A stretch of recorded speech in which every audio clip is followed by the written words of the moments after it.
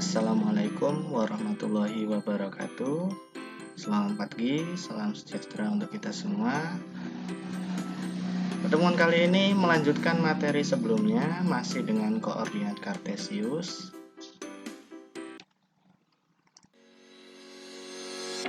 Untuk capaian pembelajaran hari ini, diharapkan setelah kalian mengikuti pembelajaran ini, dapat menentukan jarak antara dua titik dengan tepat dan benar.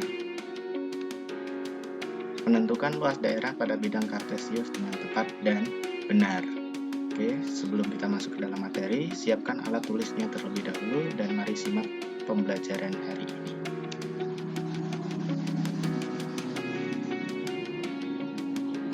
Menentukan jarak dua buah titik. Perhatikan. Oke, di situ ada sebuah gambar. Di sini ada rumah Wahid, di sini ada rumah Dani, dan di sini ada pantai. Jarak rumah Wahid ke rumah Dani itu 15 km. Jarak rumah Dani ke pantai itu 20 km. Berarti kalau si Wahid ingin ke pantai dengan melalui rumah Dani, berarti kan jarak yang ditempuh adalah 15 ditambah 20, 35 km. Namun jika ditarik garis lurus dari ujung rumah Wahid sampai ke pantai, berapa jaraknya? Nah, ayo, berapa jaraknya? Bagaimana cara menentukannya? Coba kalian pahami dulu. Bentuk ini dianalogikan mirip seperti bentuk bangun datar kan? Bangun apa coba? Iya, betul, bangun segitiga. Segitiga apa? Segitiga siku-siku. Kalau ada segitiga siku-siku, maka berlaku konsep namanya Pitagoras. Masih ingat gak? Dulu di SD udah pernah diajarin. Di SMP ini kita mengulas kembali ya penggunaan Pitagoras. Gimana Pitagoras? Rumus Pitagoras itu seperti apa? Sisi miring sama dengan nih, sisi miring. Kita diibaratkan ini ada sisi miring. Jarak rumah Wahid ke pantai ini adalah sisi miring yang akan kita cari. Sama dengan akar. Di dalam akar, sisi datar kuadrat. Sisi datarnya mana sisi datar? Nih, kita analogikan jarak rumah Wahid dengan rumah Dani adalah sisi datar segitiga. Jaraknya 15 km. Maka nanti di sini tulis 15 kuadrat. 15 kuadrat. Kemudian ditambah sisi tegak kuadrat. Sisi tegaknya itu mana? Nih, rumah Dani ke pantai. Berapa? 20 km. Berarti 20 kuadrat. Jadi berapa jarak rumah Wahid ke pantai? Nah, berarti 15 kuadrat ditambah 20 kuadrat. Berapa hasilnya? Nah, sebagai tugas kalian, kerjakan di buku latihan. Kita lanjut.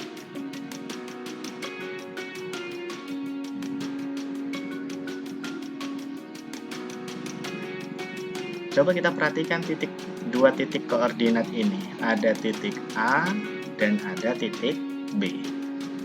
Berapa jaraknya? Ayo. Berapa jaraknya? Terlihat sama dengan jarak rumah Wahid dengan pantai. Coba kita lihat lagi. Oh iya, betul.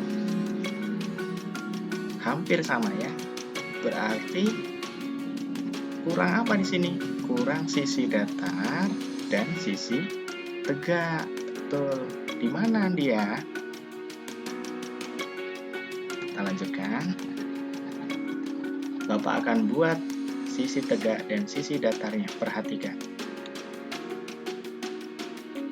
Oke, sudah saya buat. Lalu pertanyaannya, di sini berapa koordinatnya? Ayo, masih ingat gak menentukan titik koordinat? Betul. Lihat absisnya dan lihat ordinatnya. Titik yang akan kita cari ini, absisnya pasti sama dengan titik Kenapa? Karena lurus, tegak lurus dia. Dia akan berpotongan tegak lurus di sini. Maka di sini lurus, sama absisnya. Berapa absisnya? 5. Mantap kalian, luar biasa. Kemudian ordinatnya. Ordinatnya kita lihat. Ini samanya dengan mana? Titik A atau titik B? Betul, titik apa? Titik A. Oke, titik A. Berapa? 1. Maka bisa kita tulis di sini, kita bulatkan. Berapa koordinatnya tadi? 5,1. Setelah kita tahu, maka tinggal mencari sisi miringnya menggunakan konsep namanya Pitagoras. Nih, dari sini nih. Jaraknya ini berapa ya? Karena ordinatnya sama, yang kita kurangkan cukup absisnya. Karena 1 kurang 1, 0. Tinggal 5 dikurang 2, 3. 3 satuan. Berarti jarak titik ini, titik A dengan titik ini adalah 3 satuan. Kemudian jarak titik B ke sini berapa? Coba tebak. Berapa? Ya, 4 satuan. Oke, sekarang kita hitung jarak titik A dengan konsep Pitagoras. Titik A dengan titik B ya. Sisi miring sama dengan sisi mendatar kuadrat ditambah sisi tegak kuadrat. Sisi datarnya sudah ada, sisi tegak sudah ada. Kita masukkan. Tadi kan mendatarnya 3. Tulis 3 kuadrat ditambah 4 kuadrat. Berapa 3 kuadrat? Berapa? Betul, 9. Kalau 4 kuadrat? Mantap, 16. Maka AB sama dengan, kita tuliskan hasil kuadratnya, 9 ditambah 16. Tapi masih dalam bentuk akar. Akarnya jangan hilang. Oke, kita lanjut. AB sama dengan, jumlahkan, akar 25. Sekarang akar 25 berapa? Berapa ya? Betul kalian, betul. 5. Sip, mantap. Jadi jarak titik A dan titik B itu adalah 5 satuan panjang. Mantap. Ada nggak cara lain yang lebih simpel? Nggak perlu nentuin ini. Ada. Gimana caranya? Perhatikan. Titik B ini anggaplah titik kedua. Maka di sini nanti ada X2 dan Y2. Kemudian titik A ini adalah titik pertama. Maka di sini nanti ada X1 dan Y1. Untuk mencari sisi mendatar kan X. Ya nggak? Sisi mendatar adalah X. Maka absisnya kita kurangkan. Titik kedua dikurang titik pertama. 5 dikurang 2. Berapa? 3. Mantap. Betul nggak? Langsung titik ordinatnya. 5 dikurang 1. Berapa? 4. 3 kuadrat ditambah 4 kuadrat sama dengan 9 ditambah 16. 25. Akar 25 sama dengan 5 satuan panjang. Mantap. Jadi, apa bisa disimpulkan? Bagaimana cara menentukan titik panjang titik A dan titik B? Ayo, coba simpulkan. Tadi udah kasih bocoran loh. Absis titik kedua dikurang absis titik pertama. Kemudian ordinat titik kedua dikurang ordinat titik pertama. Oke, gua bantu. Maka panjang AB atau 2 titik bisa XY, bisa CD, dan macam-macam. Tergantung titiknya apa. Kalau yang diketahui titik I dan J ya titik IJ berarti. Nah ini, maka untuk menentukan AB adalah akar dalam kurung X2 dikurang X1 kuadrat ditambah Y2 dikurang Y1 kuadrat. Nah itulah formula rumus untuk menentukan jarak titik A dan titik B atau jarak 2 titik pada bidang koordinat. Lanjut ya, lanjut.